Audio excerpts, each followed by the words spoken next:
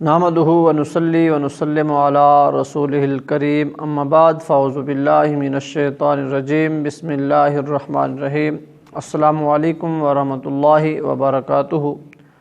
آج کا موضوع حقوق نسواں، خواتین کے حقوق پہ بات ہوگی۔ اسلام نے خواتین کو، عورتوں کو ایک عزت، ریسپیکٹ اور جو مقام عطا فرمایا ہے وہ کسی اور مذہب نے عطا نہیں کیا۔ اتنی عزت اور اتنا احترام جو ہے وہ کسی اور مذہب میں عورت کو نہیں ملا، وہ مقام، مرتبہ جو اسلام نے دیا ہے۔ تو یہاں پر ایک بات میں ضرور کہوں گا، کچھ خواتین اسلام کو سخت کہتی ہیں کہ یہ بہت پابندیاں ہیں، بہت سی سختیاں ہیں۔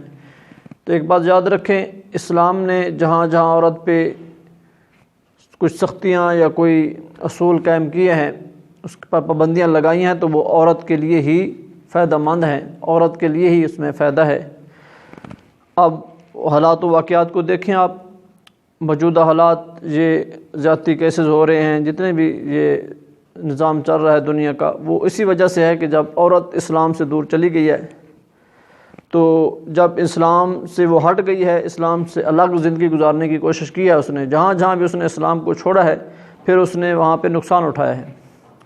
اور اسلام سے پہلے عورت کا جو مقام تھا وہ سب لوگ جانتے ہیں۔ کریم آقا صلی اللہ علیہ وسلم کی آمد سے پہلے بچیوں کو زندہ درگور مار دیا جاتا تھا، دفن کر دیا جاتا تھا، اور ابھی وہ کلی جو ہے کھلی نہیں ہوتی تھی، اسے پہلے مرجھا دیا جاتا تھا۔ یہاں تک کہ وہ باپ اتنے ظالم تھے کہ اپنی بیٹی کو اپنے ہاتھوں سے دفن کرتے تھے، اور وہ معاشرہ اس طرح بگڑ چکا تھا، عورت کو اتنی جو ہے بری نظر سے دیکھتا تھا کہ باپ کو داد دی جاتی تھی کہ تو نے بڑا اچھا کام کیا ہے، اس کی ماں کو داد دی جاتی تھی کہ آپ نے بڑا اچھا کام کیا، اپنی بیٹی کو مار دیا ہے۔ تو اب دیکھیں، وہاں پہ کوئی موم بتیاں جلانے والا بھی نہیں ہوتا تھا، احتجاج کرنے والا بھی کوئی نہیں ہوتا تھا، بلکہ وہ معاشرہ جو ہے اس کی موت پہ خوشی مناتا تھا اور داد دیتا تھا۔ ہمارے آقا صلی اللہ علیہ وسلم نے سب سے پہلے عورت کے لیے آواز اٹھائی، فرمایا فاطمہ میرے جگر کا ٹکڑا ہے۔ وہ معاشرہ جہاں عورت کو بری نظر سے دیکھا جاتا تھا، حقارت کی نظر سے دیکھا جاتا تھا، وہاں پر اسلام نے جو عورت کو مقام دیا، مرتبہ دیا، وہ کوئی ڈھکی چھپی بات نہیں ہے۔ حضور صلی اللہ علیہ وسلم نے فرمایا کہ وہ باپ جس نے اپنی بیٹی کو، دو بیٹیوں کو، ان کی اچھی پرورش کی اور پھر ان کا نکاح کر دیا، وہ کل قیامت میں میرے ساتھ ہوگا۔ تو کتنا بڑا مرتبہ تھا۔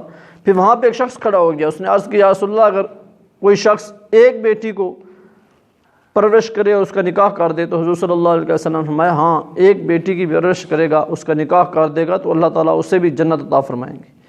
تو اب دیکھیں، وہ معاشرہ جہاں پہ لڑکی کو، عورت کو اس نگاہ سے دیکھا جاتا تھا، حقارت کی نظر سے کہ اسے مار دیا جاتا تھا، وہی لوگ اب تمنا کر رہے ہیں کاش کہ ہماری دو بیٹیاں ہوتی۔ تو یہ سب کچھ کس نے دیا عورت کو؟ یہ مرتبہ، مقام، عزت کس نے دی ہے؟ تو اسلام نے دی ہے۔ تو جیسے ہی ہم اسلام میں داخل ہو جائیں، اسلام کے جو اصول ہیں ان کے مطابق زندگی گزاریں گے، تو انشاءاللہ اس میں بہتری ہے، دنیا میں بھی بہتری ہے، آخرت میں بھی بہتری ہے۔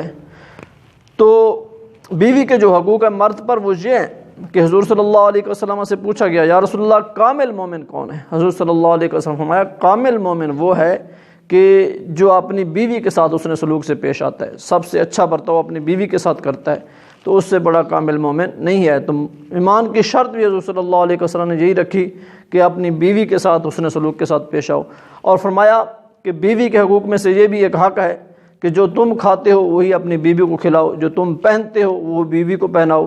یہ نہ ہو کہ تم خود تو اچھی چیز کھاؤ، باہر ہوٹلوں پہ جا کے کھانے کھاؤ اور بیوی کو جو ہے بھوکا مارو۔ تو فرمایا جو اپنے لیے پسند کرتے ہو وہ اپنی بیوی کے لیے پسند کرو، جو خود پہنتے ہو وہ اپنی بیوی کو پہناؤ، اپنے بچوں کو کھلاؤ پلاؤ۔ یہ مرد کی ذمہ داریوں میں سے ہے کہ بیوی گھر میں بیٹھے، اس کا خاوند جو ہے وہ اس کے لیے تمام ضروریات کو پورا کرے۔ تو بیوی کے لیے ایک مرتبہ بھی ہے، مقام بھی ہے، اللہ تعالیٰ نے اسے عزت اور مقام دی ہے۔ اور حضور صلی اللہ علیہ وسلم نے یہ فرمایا کہ جو خاوند اپنی بیوی کا حق ادا کرتا ہے اس کو ایمان کامل ہو جاتا ہے۔ تو یہ بہت سی عزت، رسپیکٹ جو اسلام نے دی ہے اور کسی مذہب نے عورت کو نہیں دی ہے۔ تو اس لیے عورتوں کے حقوق کے بارے میں حضور صلی اللہ علیہ وسلم نے فرمایا میں اپنے اہل و جال کے ساتھ اچھا برتاؤ کرتا ہوں۔ اور حضرت عائشہ صدیقہ رضی اللہ تعالیٰ عنہ فرماتے ہیں کریم آقا صلی اللہ علیہ وسلم جیسا کوئی اور جس طرح آپ برتاؤ اپنی بیگمات کے ساتھ، اپنی بیویوں کے ساتھ فرماتے تھے، اپنے ازواج مطہرات کے ساتھ ایسا کوئی سلوک نہیں فرماتا۔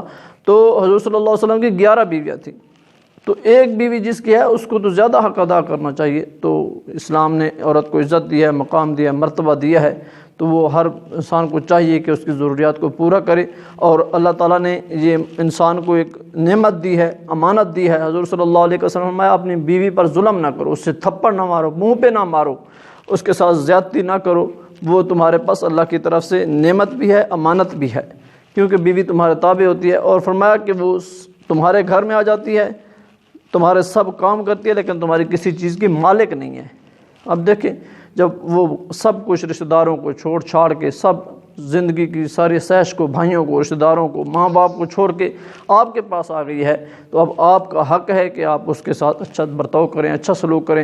حضور صلی اللہ علیہ وسلم نے یہ بھی فرمایا کہ بیوی کو اپنے ماں باپ کے گھر جانے سے نہ روکا جائے، تو بیوی کو بھی چاہیے کہ وہ خاوند کے ساتھ اچھا سلوک کرے۔ یہ زندگی کے گاڑی کے دو پہیے ہیں، میاں بیوی اگر دونوں ٹھیک ہیں تو گاڑی صحیح چلتی رہے گی۔ تو کوشش یہ جائیں میاں بیوی دونوں کو چاہیے کہ وہ ایک دوسرے کی ریسپیکٹ کریں، عزت کریں۔ یہی اسلام بھی ہمیں سکھاتا ہے، اور جو اسلام کی تعلیمات ہیں وہ بھی ہمیں یہی حکم دیتی ہیں کہ دونوں کو چاہیے کہ وہ ایک دوسرے کے ساتھ اچھا سلوک کریں۔ اللہ تعالیٰ سے دعا ہے اللہ تعالیٰ ہم سب کو عمل کی توفیق عطا فرمائے۔